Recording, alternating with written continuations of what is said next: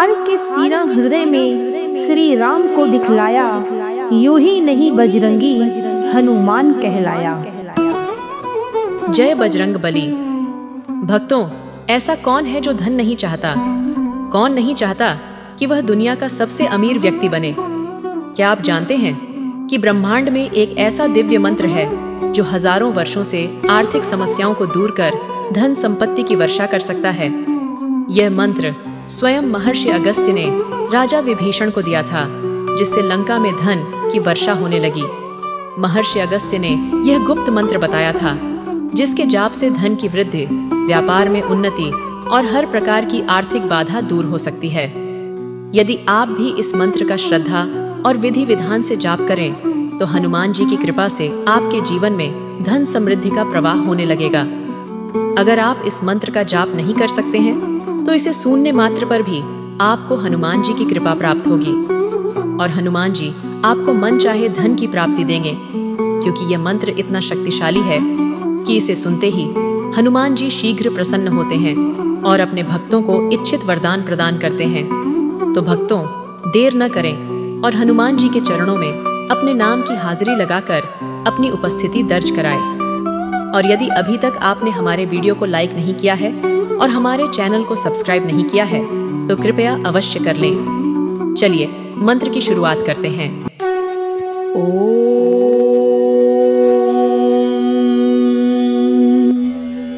ऐं ह्रीं क्लीं हनुमते श्री रामदूताय नमः।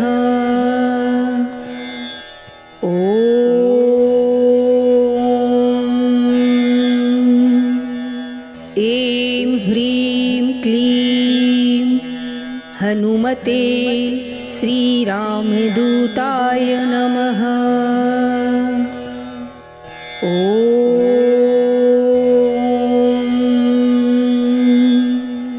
ऐं ह्रीं क्लीं हनुमते श्री रामदूताय नमः।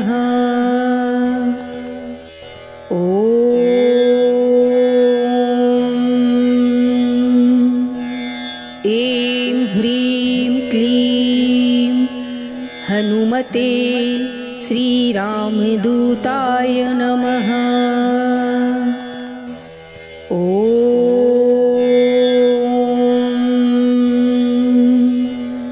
ऐं ह्रीं क्लीं हनुमते श्री रामदूताय नमः।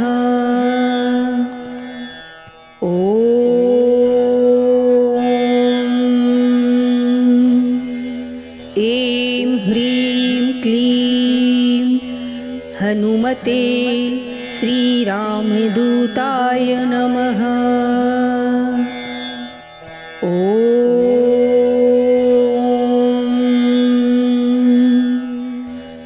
ऐं ह्रीं क्लीं हनुमते श्री रामदूताय नमः।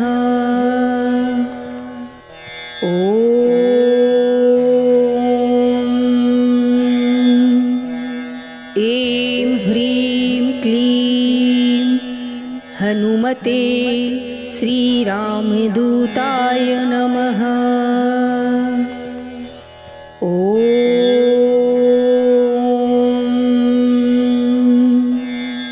ऐं ह्रीं क्लीं हनुमते श्री रामदूताय नमः।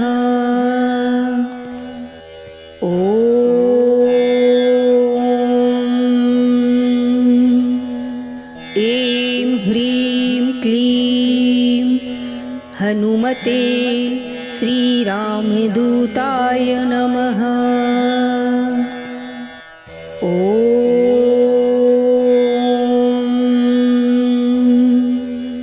ऐं ह्रीं क्लीं हनुमते श्री रामदूताय नमः।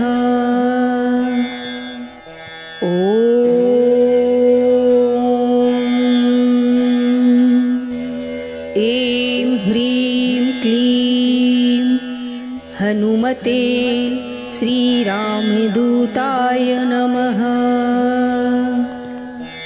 ॐ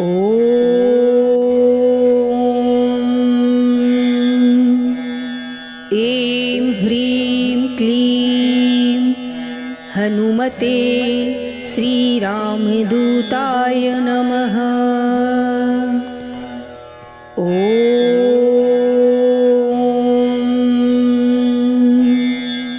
ऐं ह्रीं क्लीं हनुमते श्रीरामदूताय नमः।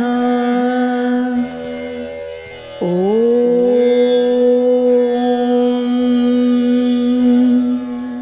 ऐं ह्रीं क्लीं हनुमते श्रीरामदूताय नमः।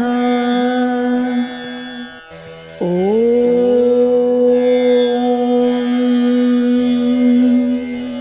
ऐं ह्रीं क्लीं हनुमते श्रीरामदूताय नमः। ॐ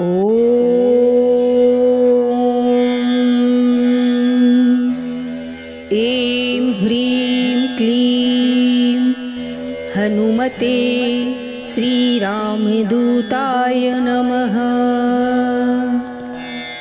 ॐ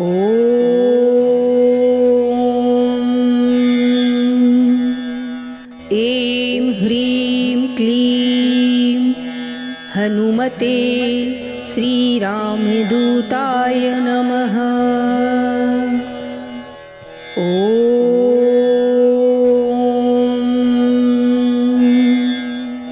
ऐं ह्रीं क्लीं हनुमते श्रीरामदूताय नमः। ॐ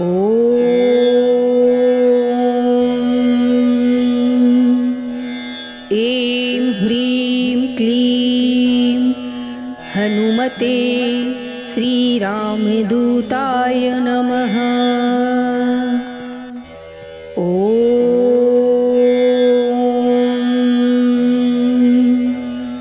ऐं ह्रीं क्लीं हनुमते श्रीरामदूताय नमः। ॐ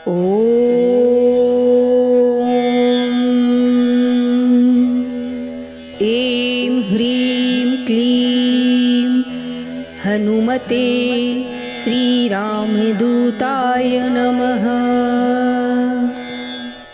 ॐ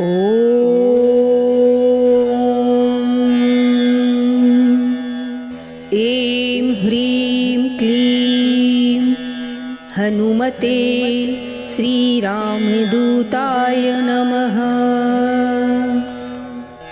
ॐ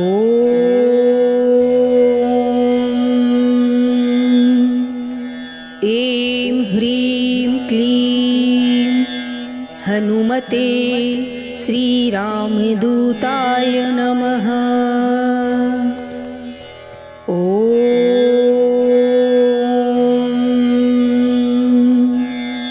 ऐं ह्रीं क्लीं हनुमते श्रीरामदूताय नमः।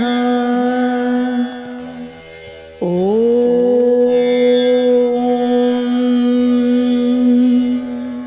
ऐं ह्रीं क्लीं हनुमते श्रीरामदूताय नमः। ॐ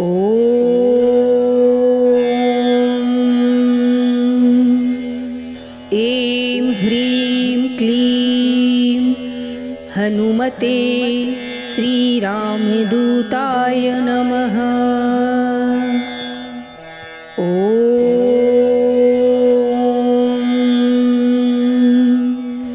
ऐं ह्रीं क्लीं हनुमते श्रीरामदूताय नमः। ॐ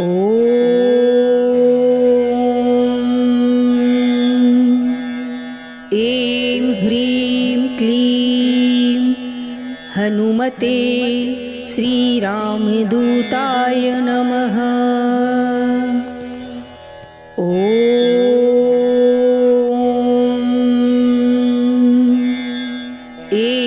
ह्रीं क्लीं हनुमते श्रीरामदूताय नमः।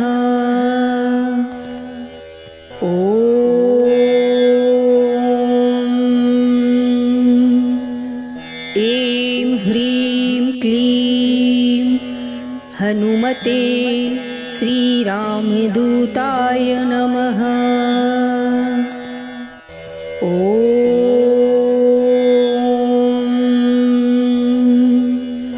ऐं ह्रीं क्लीं हनुमते श्रीरामदूताय नमः।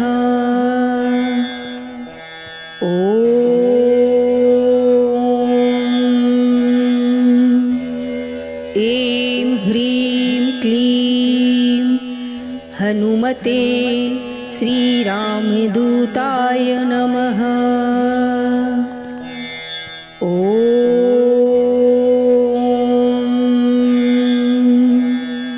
ऐं ह्रीं क्लीं हनुमते श्रीरामदूताय नमः।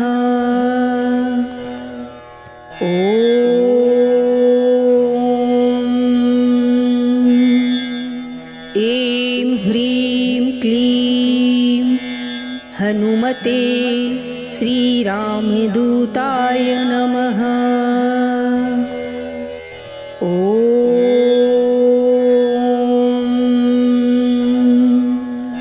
ऐं ह्रीं क्लीं हनुमते श्रीरामदूताय नमः।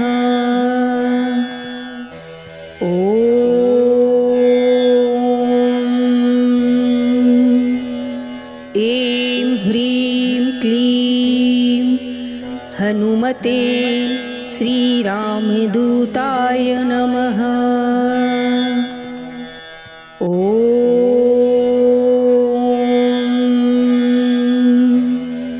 ऐं ह्रीं क्लीं हनुमते श्रीरामदूताय नमः।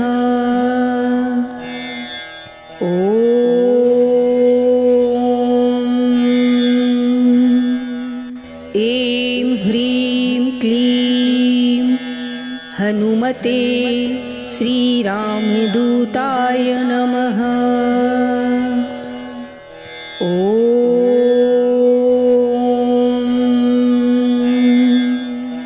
ऐं ह्रीं क्लीं हनुमते श्रीरामदूताय नमः।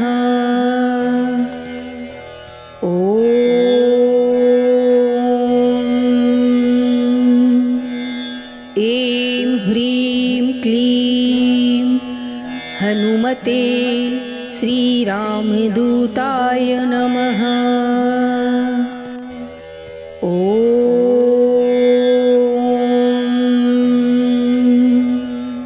ऐं ह्रीं क्लीं हनुमते श्रीरामदूताय नमः।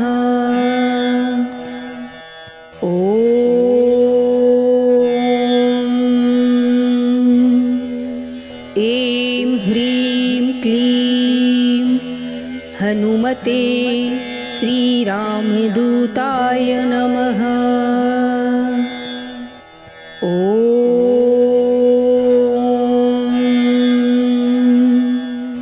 ऐं ह्रीं क्लीं हनुमते श्रीरामदूताय नमः।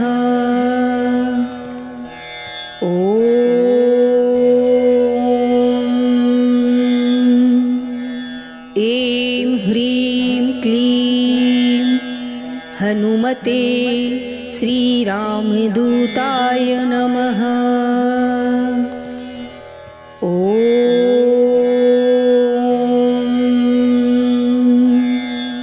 ऐं ह्रीं क्लीं हनुमते श्रीरामदूताय नमः।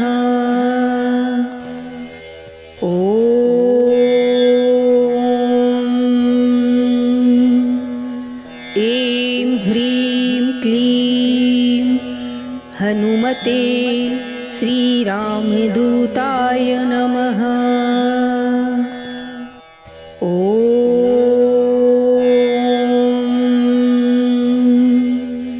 ऐं ह्रीं क्लीं हनुमते श्रीरामदूताय नमः।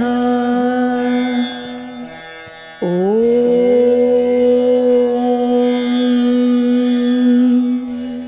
ऐं ह्रीं क्लीं हनुमते श्रीरामदूताय नमः। ॐ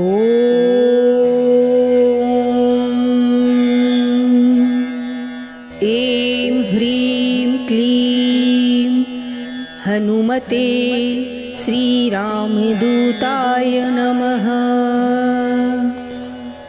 ॐ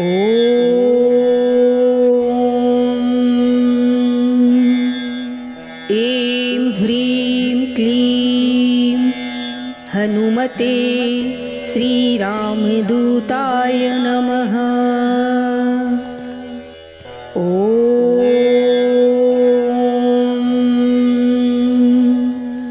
ऐं ह्रीं क्लीं हनुमते श्रीरामदूताय नमः।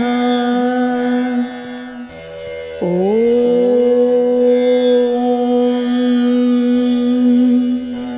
ऐं ह्रीं क्लीं हनुमते श्रीरामदूताय नमः।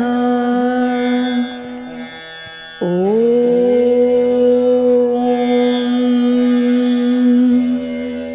ऐं ह्रीं क्लीं हनुमते श्रीरामदूताय नमः। ॐ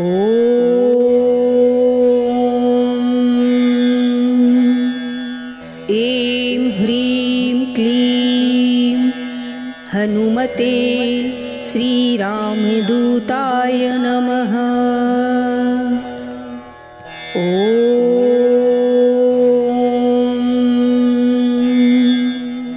ऐं ह्रीं क्लीं हनुमते श्रीरामदूताय नमः। ॐ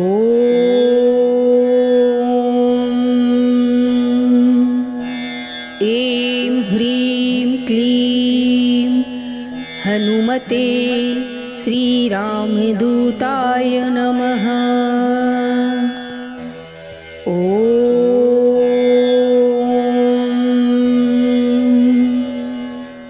ऐं ह्रीं क्लीं हनुमते श्रीरामदूताय नमः। ॐ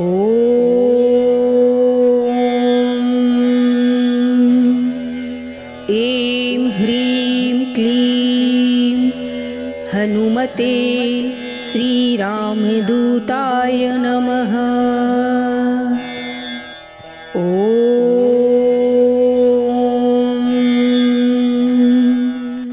ऐं ह्रीं क्लीं हनुमते श्रीरामदूताय नमः। ॐ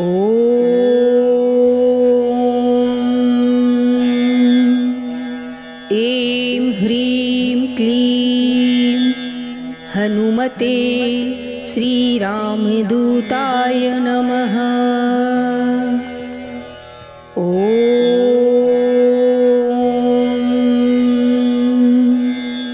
ऐं ह्रीं क्लीं हनुमते श्रीरामदूताय नमः। ॐ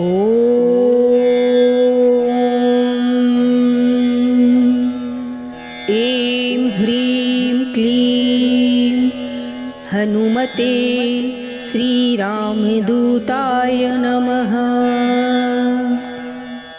ॐ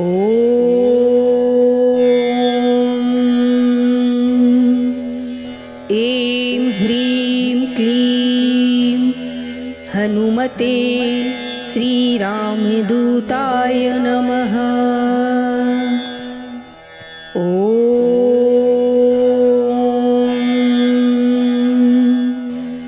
ऐं ह्रीं क्लीं हनुमते श्रीरामदूताय नमः।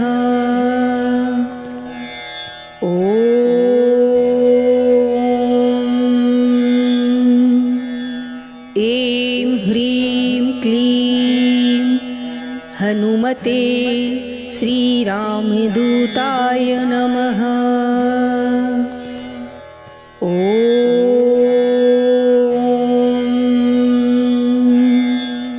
ऐं ह्रीं क्लीं हनुमते श्रीरामदूताय नमः।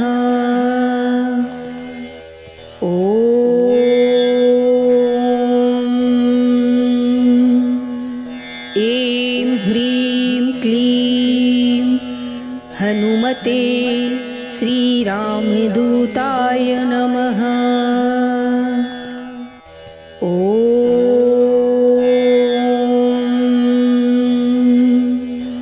ऐं ह्रीं क्लीं हनुमते श्रीरामदूताय नमः।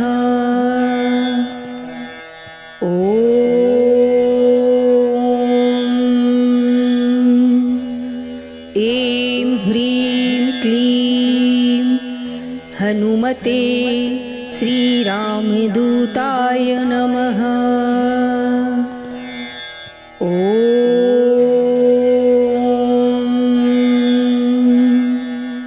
ऐं ह्रीं क्लीं हनुमते श्रीरामदूताय नमः।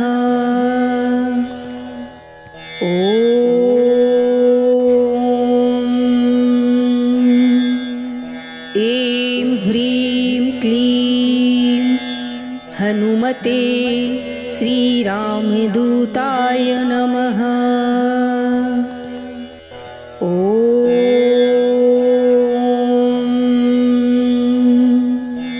ऐं ह्रीं क्लीं हनुमते श्रीरामदूताय नमः।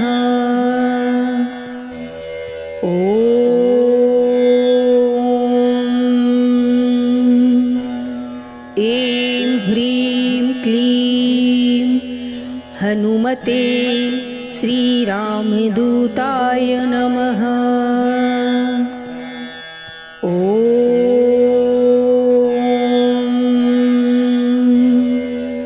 ऐं ह्रीं क्लीं हनुमते श्रीरामदूताय नमः।